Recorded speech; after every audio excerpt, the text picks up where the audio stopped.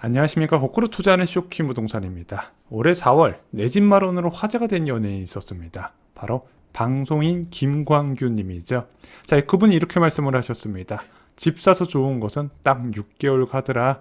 자, 이런 상황을 피하기 위해서 여러분들께 두 가지 기준을 제시를 드리겠습니다. 영상 시청 전에 구독으로 인생 바꾸시기 바랍니다. 자, 올해 4월 달에 56년 만에 내 집 마련한 방송인 김광규 님이 화제가 됐습니다. MBC 나 혼자 산다에 발표를 하셨죠. 그래서 영혼까지 끌어모아서 집을 사셨다. 그래서 60평대 송도 아파트를 마련을 하셨더라고요. 자, 근데 한 6개월 정도 지난 시점에 방송에서 김광규 님이 이렇게 말씀을 하셨어요. 자가라 좋은 건 6개월, 서울 집값 왜 비싼지 알겠다고 말씀을 하셨습니다. 김광규 님이 고점에 물렸다, 인간지표다 이런 이야기 하지 말고요. 오늘은 김광규 님이 내 집 마련에서 놓쳤던 것 좀 체크를 해보고자 합니다. 쇼킹 부동산 가족분들이 내 집 마련 시에 반드시 체크해야 되는 것이 있다는 거죠. 김광규 님이 6개월 뒤에 내 집 마련 기쁨이 사라진 이유는 무엇일까요? 주택 마련한 지역인 송도에서 서울까지 왔다 갔다 하는 게 너무 힘들다는 게 이유였습니다. 바로 생활권을 고려하지 않았다는 거죠. 집은 자산이기 이전에 필수제하고 소비재예요. 가장 중요한 거는 이것을 자산, 집값이 얼마나 오를 것 같은 걸 기대하기 이전에 나의 생활과 맞아야 한다는 겁니다. 투자가 아니잖아요. 내 집 마련이기 때문에 그렇습니다. 실제 굉장히 많은 사례입니다. 김광규 님이 어쩌다가 송도 지역까지 집을 마련했는지 한번 많은 사례 예를 들어볼게요. 자, 무주택자분들이 내 집 마련할 때 어떤 과정을 알아보냐? 먼저 주말에 온 가족이 부동산을 방문하고 집 구경을 하게 됩니다. 그리고 내가 마음속에 있던 후보 단지를 실제 살펴봤더니 생각보다 엄청 비싸고 낡았어요. 자, 정말 지나가면서 와, 저 아파트 살고 싶다 맨날 마음속으로 외쳤는데 실제 살려고 이 아파트를 봤더니 와, 너무 낡으니까 갑자기 이 아파트가 다르게 보이기 시작해요. 그래서 좀 외곽에 위치한 신축 아파트를 구경하기 시작해요. 그런데 갑자기 호텔 같은 집이 막 나와요. 집을 보는데 와이프 입가에 미소가 떠나질 않습니다. 단지 놀이터를 보는 아이들은요, 놀다가 나올 생각을 안 해요. 걷다가 갑자기 애들이 이렇게 말을 합니다. 아빠, 우리 집 사자. 그래, 진짜 신축인 좋긴 좋다. 이러고 단지 밖을 딱 나갔더니 애들 학원부터 유명 프랜차이즈까지 돈 쓸 곳이 넘쳐요. 그래서 거기서 밥을 먹는데 약간 어디 리조트 같은 데 놀러 와서 밥 먹는 느낌이 들 정도로 거주 여건이 괜찮다는 거죠.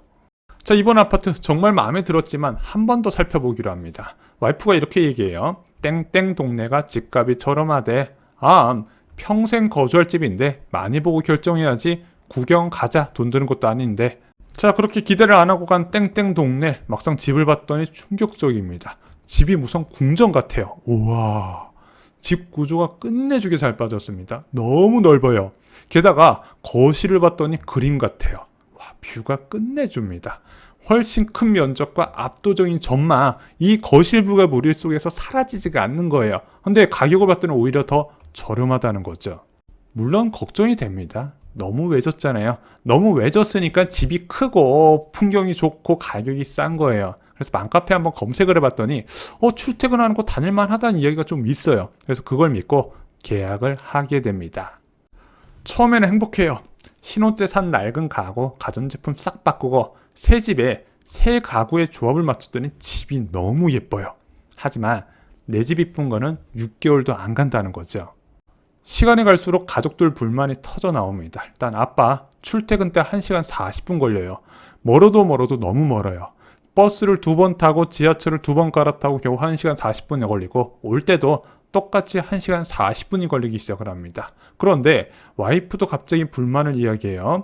애들 학원이 근처에 없다는 겁니다. 셔틀버스를 타야 되는데 이 외진 곳까지 버스가 잘 안 오더라. 학원 선택에 문제가 있네. 갑자기 집에 대한 불만을 계속 이야기를 합니다. 여기에 아이들까지 합류를 해요.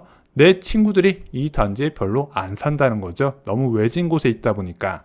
자, 내 집 마련의 원칙 두 가지를 지키셔야 됩니다. 일단 대원칙은 간단해요. 온 가족이 만족을 해야 된다는 겁니다. 자, 여러분들이 이 집으로 돈을 벌 목적이 아니라 이제는 2년마다 증액 걱정 없이 내 집 마련이 계획이잖아요. 그러면은 아무리 못해도 10년은 기본적으로 그냥 살아요. 대부분이 그래요. 그러면은 그 10년 동안 가족의 불만사항이 없이 행복해야 내 이 자산을 믿고 계속 거주가 가능하고 매수해도 후회하지 않을 수가 있는 거예요. 그러면은 온 가족이 만족하려면 먼저 출퇴근 거리가 중요하다는 겁니다. 맨날 출퇴근 왔다 갔다 하는 사람의 시간도 소중하거든요. 또 하나가 아파트가 몰려 있어야 된다는 겁니다.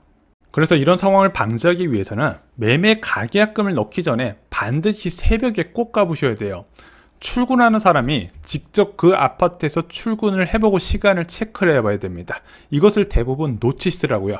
주말에 그냥 차 끌고 가가지고 한번 쓱 보는 걸로 집을 결정하시면 안 된다는 겁니다. 그러다가 김광윤님처럼 자가라 좋은 건 6개월 서울 집값이 왜 비싼지 알겠다는 걸 뒤늦게 깨닫게 되는 거예요. 아, 부동산의 가치는 결국 토지의 가치로 결정되는구나. 삐까뻔쩍한 건축물의 가치가 아니라 땅의 위치가 모든 것을 결정하는 것을 뒤늦게 깨닫게 된다는 거죠. 아내와 아이들이 만족하는 집은요, 간단합니다. 일단 아파트가 몰려 있어야 돼요. 나홀로 아파트 저 추천드리지 않고요. 굉장히 낙후된 지역에 막 삐까뻔쩍한 아파트 단지 딸랑 하나 있는 거, 저도 그거 별로 추천드리지 않아요. 그리고 상가 이용이 편리해야 됩니다. 그 상가 이용이 편리해야 자녀가 스스로 학원을 다닐 수가 있어요. 그래서 이런 것을 모두 만족하는 단지들은요, 솔직히 전세값부터 달라요. 전세값부터 다르기 때문에 매매 가격이 비싼데 그것이 당연하다는 거죠. 자, 사전 청약 당첨되신 분들이 가장 많이 하시는 질문이 있습니다. 3기 신도시에 당첨이 됐어요. 근데 살던 동네 현재 전세로 거주 중인 단지가 많이 하락했습니다. 어떻게 해야 될까요? 3기 신도시도 분명히 전망이 좋지만 기존 살던 곳 만족하는데 하락했어요. 고민이 됩니다. 저 이렇게 말씀드려요. 생활권을 우선 고려하시라고, 비싸도 출퇴근 거리 가까운 곳을 선택하시라고 말씀을 드리는 거죠.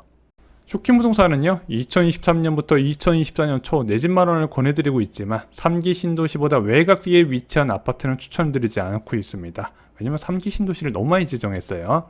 3기 신도시가 입주할 경우에 멀리 떨어진 외곽 지역이 더 큰 타격을 받는다는 거죠. 원래 외곽 지역은요, 전세 가격 상승으로 밀려나간 세입자들이 거기 살아보다가 그냥 이참에 내 집 마련 하야겠다, 이런 수요로 집값이 오를 수가 있는데, 만약에 이렇게 3기 신도시가 서울 인접 지역에서 공급되게 된다면 당연히 그 수요를 끌어와 버린다는 거죠. 그래서 외곽 지역은요, 침체가 길어질 가능성, 서울과 서울 인접 지역과 다른 움직임을 보일 가능성이 있습니다. 그래서 차라리 외곽 지역을 살 바에는 나는 돈이 없어요, 3기 신도시를 분양받으시라고 말씀드려요. 근데 이것도 좀 예외가 있습니다. 만약에 나의 직장이 경기도 외곽이에요.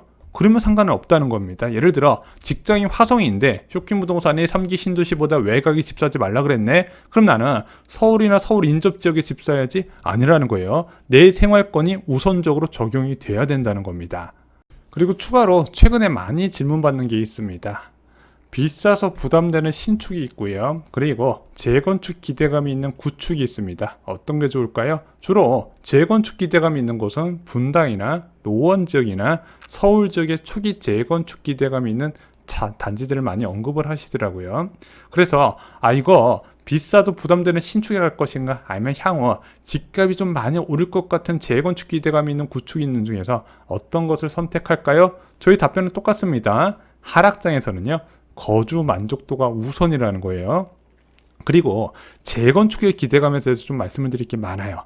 재건축 아파트는요, 구분을 좀 지어 드릴게요. 아무리 100번 양보해도요, 추진위원회는 구성이 되어야 재건축 아파트로 분류할 수 있다고 저는 생각을 하고 있습니다. 자, 많은 분들이 아파트가 낡으면은요, 그냥 알아서 신축 아파트가 된다고 생각하시는 분들이 굉장히 많이 계시더라고요. 하지만 아파트가 낡게 되면은요, 그것을 다시 신축 아파트로 바꾸려는 추진 의사가 있는 조합원들이 굉장히 많이 있어야 됩니다. 그런데 그 과정에서 서로 이권을 다투고 지연되는 경우가 굉장히 많아요. 그래서 조합 설립까지 10년도 걸리는 단지들 굉장히 많이 있습니다. 이건 단순하게 정부가 규제를 완화한다고 해결할 수 없는 부분이에요. 그렇기 때문에 지금 아직 조합 설립은커녕 안전진단도 통과 안 되는 초고기 재건축 단지, 단순히 연식이 오래됐으니까 오랫동안 갖고 있으면 복이 올 것이다, 복이 안 올 가능성도 있다는 겁니다. 재건축 조합이 설립된다 하더라도요, 10년 걸리는 게 재건축 사업이에요. 절대 잊지 마시기 바랍니다.